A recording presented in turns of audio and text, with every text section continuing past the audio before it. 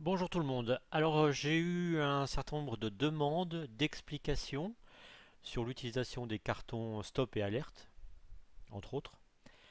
Mais donc je vais vous en parler bien sûr, mais je voudrais étendre mon propos à un domaine un peu plus large concernant l'attitude d'un bon joueur à la table. Alors j'ai noté ici dans cette présentation les points essentiels qui sont listés dans le livret du CEF. Donc vous pouvez les retrouver en fin de livre.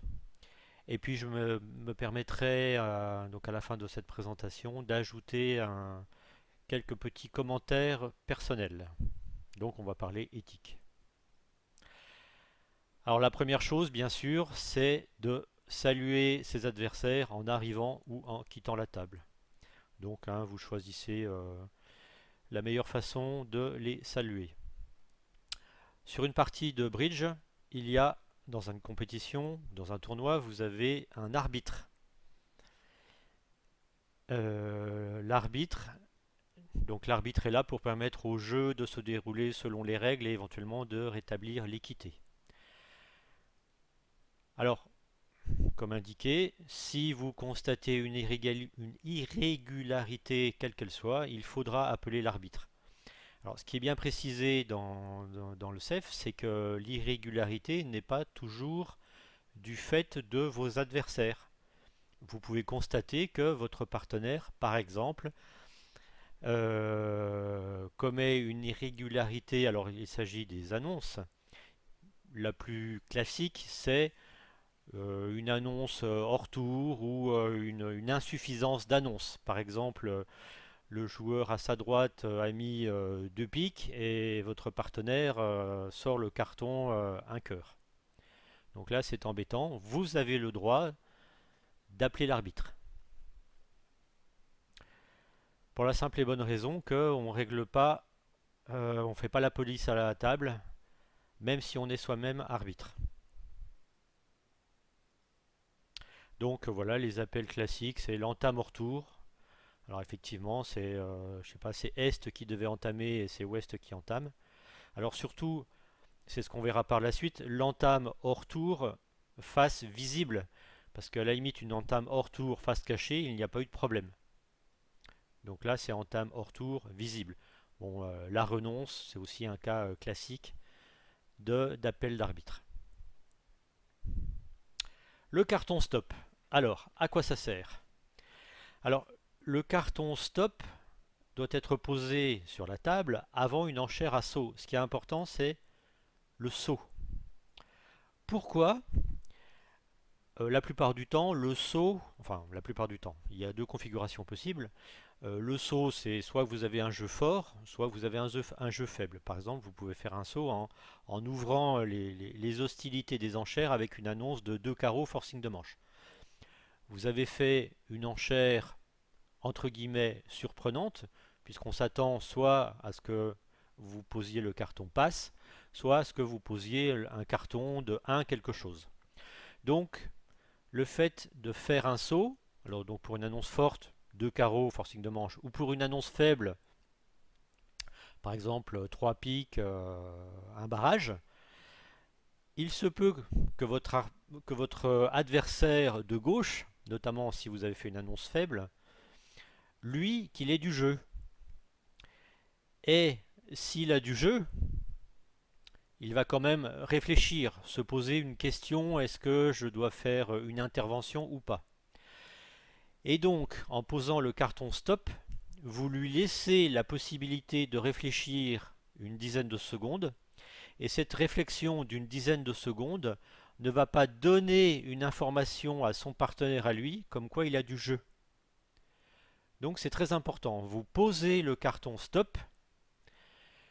À la limite, dans votre tête, vous devez compter une dizaine de secondes.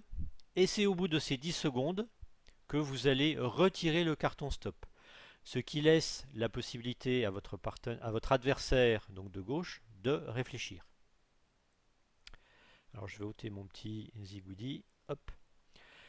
Donc après cette annonce, le joueur suivant, il doit réfléchir. Alors il doit réfléchir.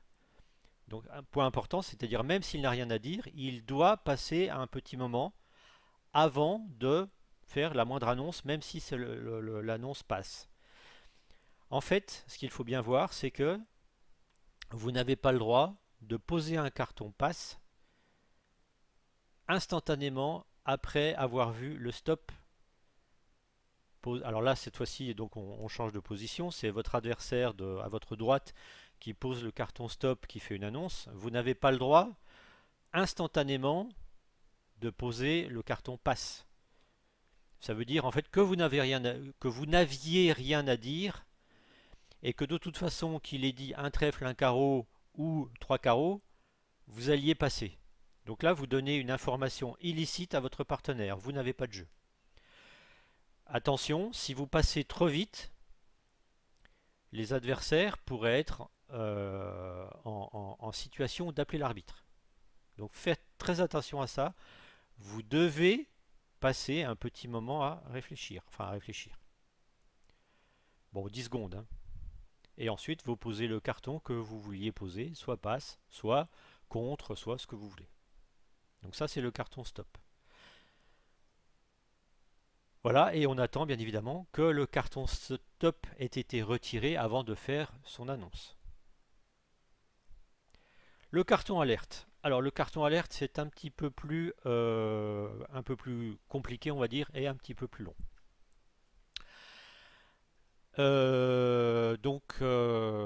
Voilà, toute déclaration ayant, donc ça c'est le CEF, hein.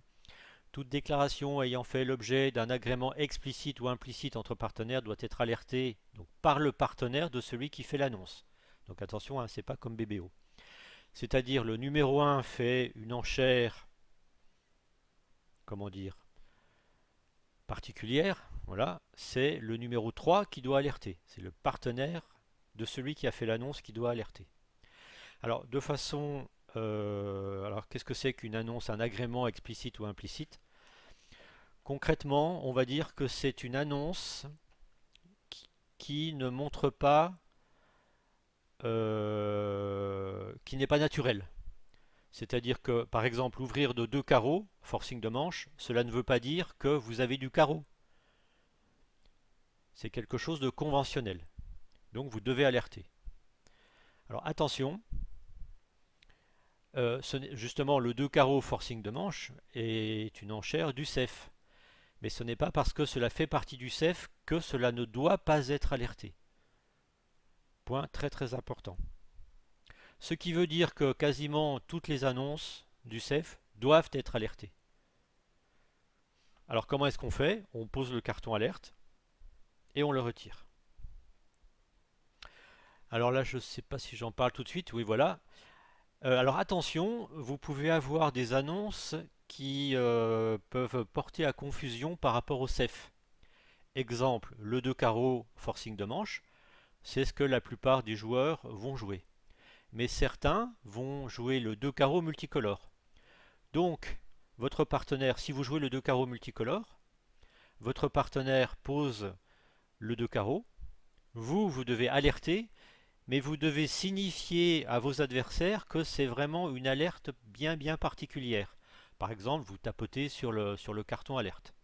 Charge à vos adversaires de vous demander, s'ils décident de vous demander, bien évidemment, que veut dire l'annonce en question.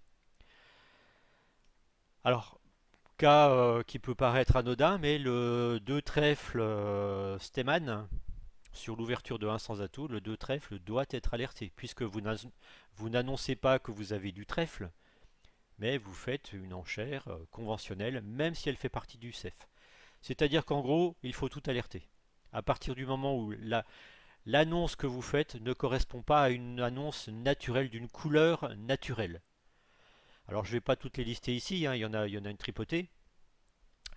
Mais par exemple, donc le Steman, tous les Texas. Alors notamment au niveau du Steman, je vous rappelle que même si cela fait partie du CEF, vous pouvez jouer ce qui s'appelle la misère dorée. Et la misère dorée, donc le 2 trèfle, pourrait être l'annonce d'une majeure cinquième. Donc là, ce serait par exemple le genre d'explication qu'il faudrait fournir. Il y en a certains qui jouent aussi le 2 trèfle avec vraiment très peu de points. C'est-à-dire que le 2 trèfle ne garantit pas, par exemple, le 2 trèfle, hein, sur le 2 trèfle Stemann. Le 2 trèfle Stemann ne garantit pas la possession de 8 points honneur, par exemple. Donc là, cela fait partie de toutes les explications qu'il faudrait fournir à vos adversaires. Alors d'autres points, alors attention, le fait de ne pas alerter, ça pourrait être, donc je reprends, le fait de ne pas alerter peut être considéré comme une faute et peut occasionner l'appel de l'arbitre en cas d'entame erronée due à l'incompréhension, par exemple. Donc ça, hein, c'est ce que vous trouverez dans le CEF comme, comment dire, comme problème du fait de ne pas avoir alerté. Donc attention, ne pas oublier d'alerter non plus. Alors maintenant, les adversaires. Le numéro 1 a fait une entame, a fait une annonce. Le numéro 3 alerte. Il n'y a que le numéro 2 qui a le droit de demander ce que veut dire l'alerte. Pas le numéro 4. Tout du moins, pas encore. Donc point important, seul l'adversaire à qui c'est le tour de parler a le droit de demander la signification de l'alerte. Uniquement.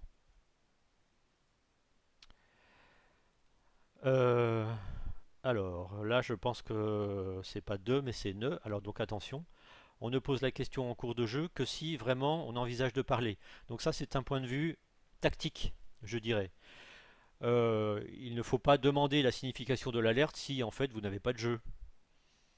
Si vous n'avez pas de jeu, laissez les adversaires alerter tant qu'ils veulent, parce que si vous demandez la signification de l'alerte, à ce moment-là, vos adversaires risquent de, comment dire, de se retrouver, de retomber sur leurs pieds s'il y avait eu une confusion sur le sens de l'alerte. Par exemple, un des adversaires a oublié la signification de telle ou telle annonce. Donc là, ça peut être un problème. Donc si vous n'avez aucune intention de parler, laissez-les terminer leurs enchères et ce sera à la fin de la totalité des annonces, c'est-à-dire une fois qu'il y aura eu 3 passes consécutifs qui auront été posées, que là, si besoin, vous pourrez demander la signification des différentes alertes qui auront été posées. Alors, le joueur qui entame a le droit de demander la signification de chacune des alertes qui auront été posées.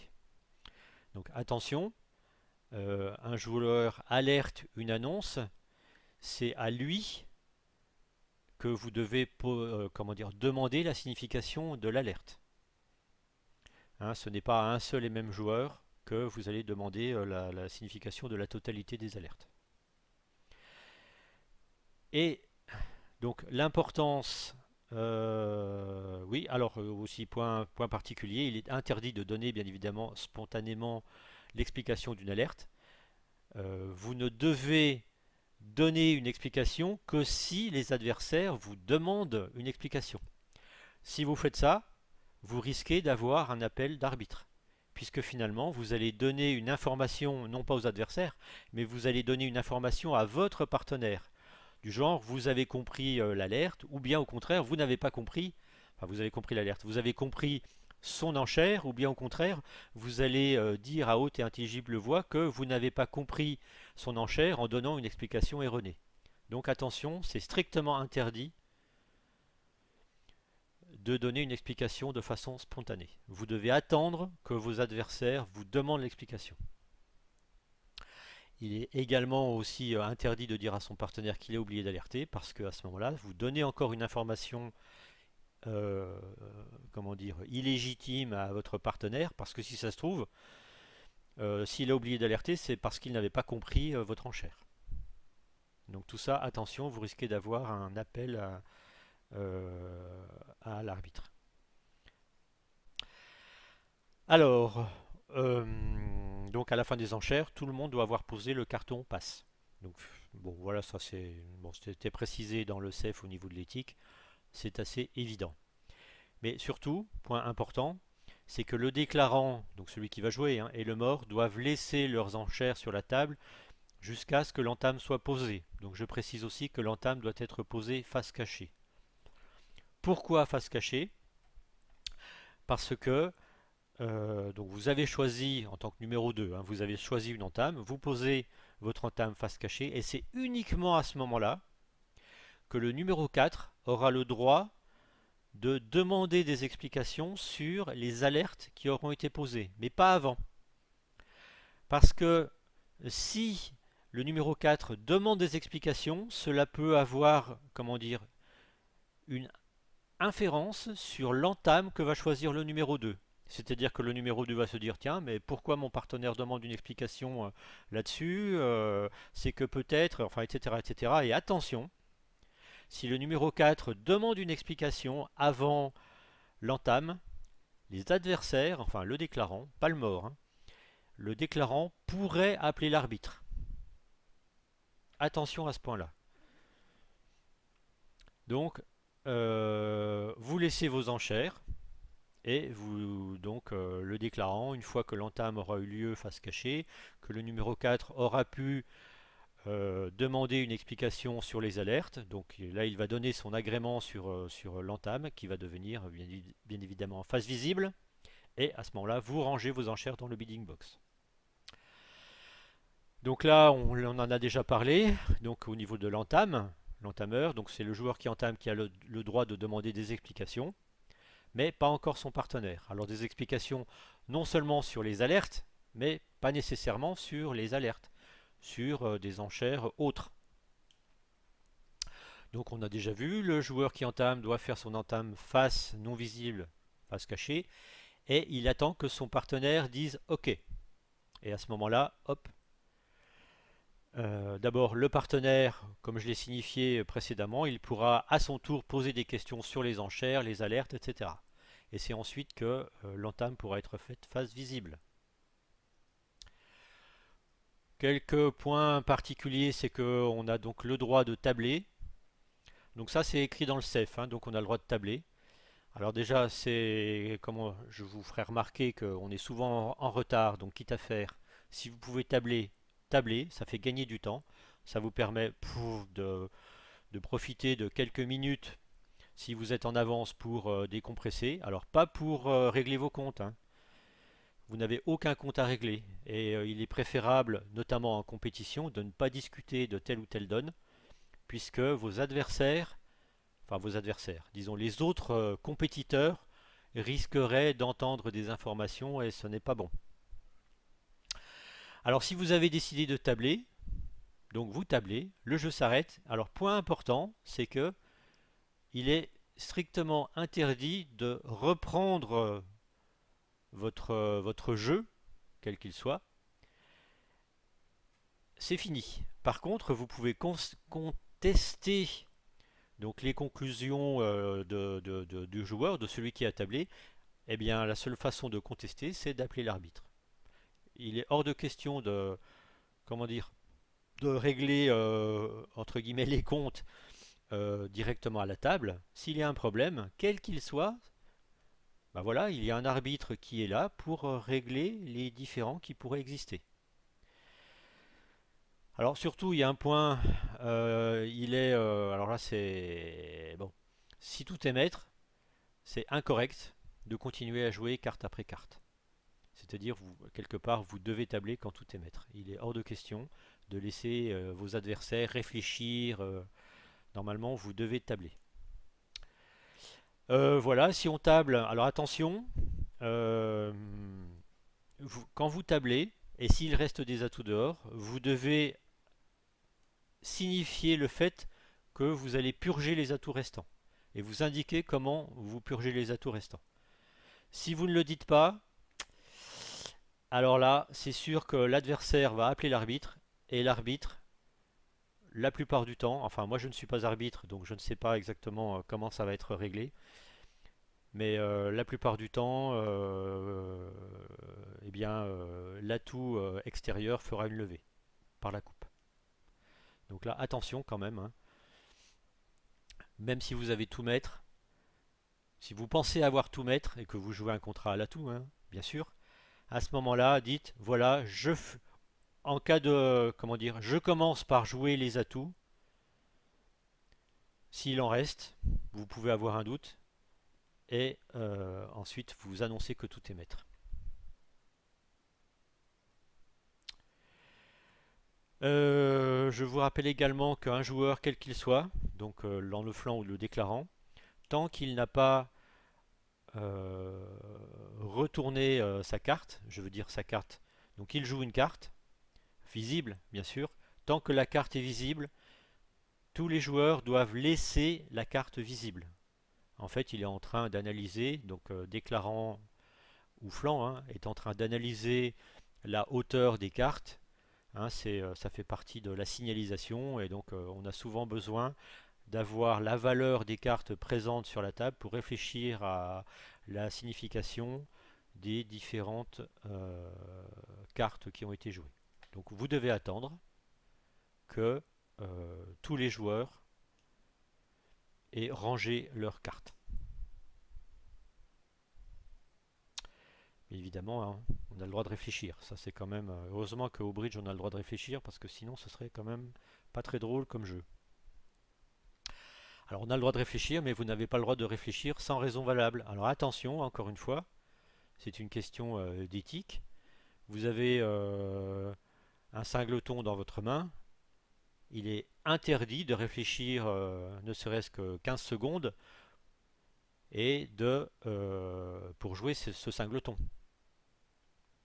C'est strictement interdit. Donc un joueur, le joueur numéro 1 pose une carte, vous êtes en flanc, enfin pose une carte dans laquelle vous avez un singleton. Alors, vous avez le droit quand même de chercher votre carte dans votre main, mais il est hors de question de réfléchir 15 secondes, 20 secondes avant de poser ce singleton. Là encore une fois, attention, c'est quand même limite, c'est très très limite, et vous risquez d'avoir là également un appel de ceux qui peuvent s'être sentis lésés par votre hésitation injustifiée. Alors par contre, ça arrive à tout le monde, de temps en temps, parce que vous n'avez pas de jeu et parce que vous êtes malheureusement encore dans la donne d'avant, ce qui est très mauvais, de rester dans la donne d'avant, vous pouvez oublier de jouer.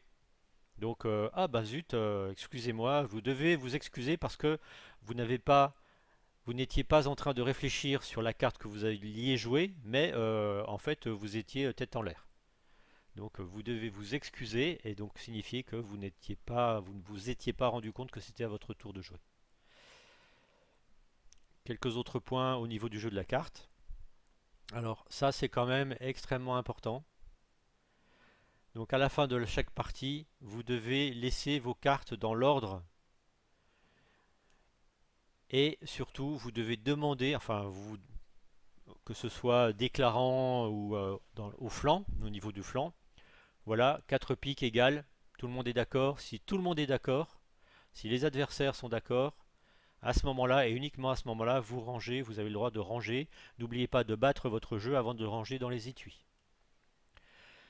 Parce que là, si vous commencez à ranger, c'est la panique, il va falloir remettre les cartes dans l'ordre, vous allez perdre un temps fou.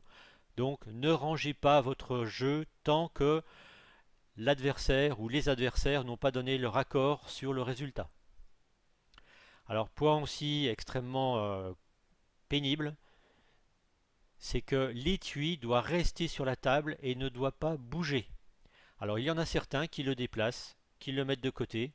Donc ça c'est une calamité parce que il arrive malheureusement que l'étui est remis dans le mauvais sens. Et quand il est remis dans le mauvais sens, les joueurs qui sont en train de discuter sur le coup, eh bien, vont remettre bêtement leur étui dans leur jeu dans l'étui tel qu'il se présente, et boum badaboum, ça va poser des problèmes par la suite parce que Nord est passé en Sud, ou Nord, alors le pire, c'est que Nord est passé, se retrouve en Est ou en Ouest, et ça va faire la calamité au niveau du tournoi. Donc, l'étui doit rester sur la table sans bouger. Et si un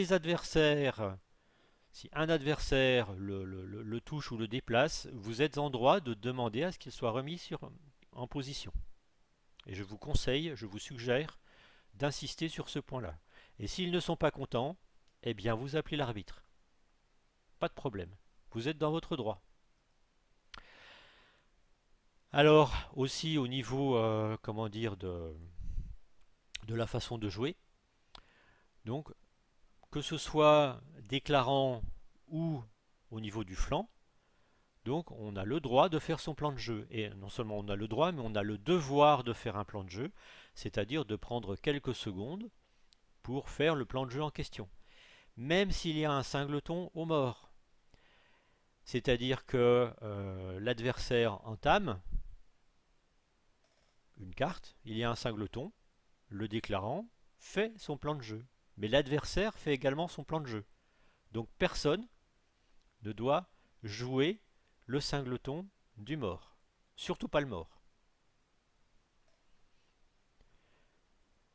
Donc le point important, c'est que les adversaires ont également le droit de faire un plan de jeu. Donc le déclarant n'a pas à appeler le singleton parce que c'est un singleton. Alors chacun doit jouer à son tour sans préparer sa carte. Bon, ça c'est assez évident. Le mort. Alors j'en ai déjà dit quelques mots précédemment, mais le mort est mort. Donc il n'a rien à dire, il n'a rien à faire. Il redeviendra vivant à la fin de la partie et c'est uniquement à ce moment-là qu'il peut signaler une irrégularité qu'il est le seul à avoir vue. Donc ça c'est ce qui est dit dans le CEF.